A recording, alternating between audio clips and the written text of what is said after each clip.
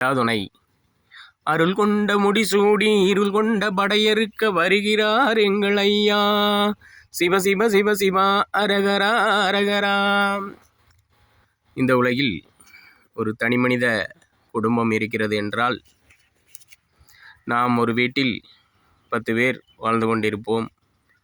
அவருடைய தலைவர், அப்பா, அம்மா எல்லோரும் எங்களை நீங்கள் எல்லோரும் நல்லபடியாக வழிநடத்தி எங்களை நல்ல நிலைக்கு வைத்திருக்கிறீர்கள், அதற்கு நீங்கள் கடுமையாக உழைத்திருக்கிறீர்கள் என்று புகழ்வார்கள்.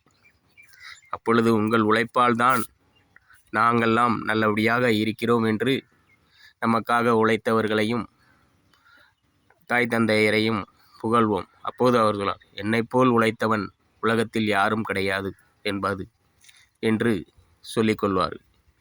ஆனால் இதே வார்த்தையை ஒரு 1000 பேர் வெளியில் 100 பேர் கூடியிருக்கும் போது அந்த குடும்பம் நல்லபடியாக இருக்கிறது என்று சொன்னால் என்ன சொல்வீர்கள் என்றால், நான் கும்பிடுத தெய்வம்தான் என்னை இப்படி வைத்திருக்கிறது என்று சொல்லுவார்கள்.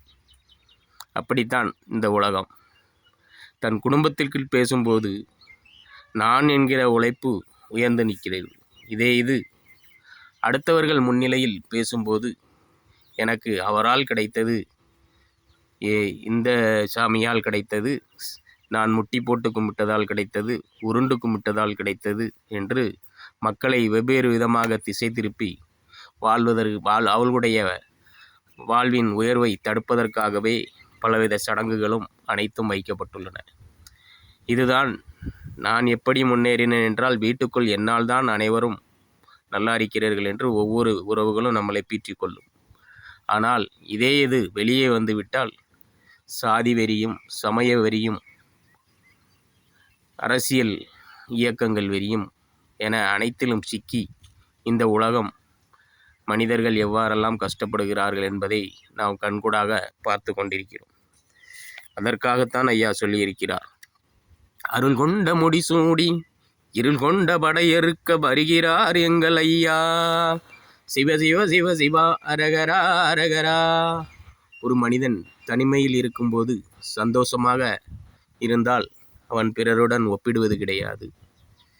அதே அவனுடைய உழைப்பில் மாறுதல் கண்டு கஷ்டப்பட்டு விட்டால் இருள் அவனை சூழ்ந்துவிடும். அடுத்தவருடன் ஒப்பிட்டு அவன் இப்படி இருக்கிறான், இவன் இப்படி இருக்கிறான், அப்பொழுதுதான் தெய்வ நிலையெல்லாம் அவன் குறை கூற சொல்லுவான். நான் இயற்கை கொடுத்த உணவில் நாம் எந்த அளவுக்கு உப்பு போட்டு சாப்பிடணுமோ அந்த அளவுக்கு உப்பு போட்டு சாப்பிடலாம், எந்த அளவுக்கு சுவையை இனிப்பை கூட்டணுமோ அந்த அளவுக்கு கூட்டலாம். எதுவுமே வேண்டாம், நான் விஷத்தைத்தான் போட்டு சாப்பிடுவேன் என்றால் இந்த வாழ்க்கை தாறுமாறாக ஆவதற்கும் நாம் தான் காரணமே தவிர கடவுளுக்கும் நம்முடைய உயர்வுக்கும் நோய்க்கும் சம்பந்தம் கிடையாது.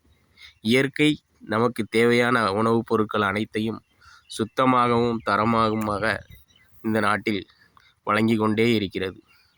அப்படிப்பட்ட இந்த உலகில் நாம் தனிமையில் சந்தோஷமாக இருந்தால் எல்லாம் என்னால் கிடைத்தது என்று பெருமை சொல்கிறோம். 100 பேருக்கு மத்தியில் பேசும்போது அவர்கள் இதேபோல்தான் எல்லோரும் இருக்கிறார்கள். அதனால்தான் நாம் அருள் கொண்ட ஒரு நிலையை அடைய முடியவில்லை, இருள் கொண்ட நிலையில் வாழ்ந்து கொண்டிருக்கிறோம். அப்படிப்பட்ட நிலையை அறுக்கவே அருள் கொண்ட முடிசூடி இருள் கொண்ட படையறுக்க வருகிறார் எங்கள் ஐயா. சிவ சிவ சிவ சிவா அரகரா அரகரா.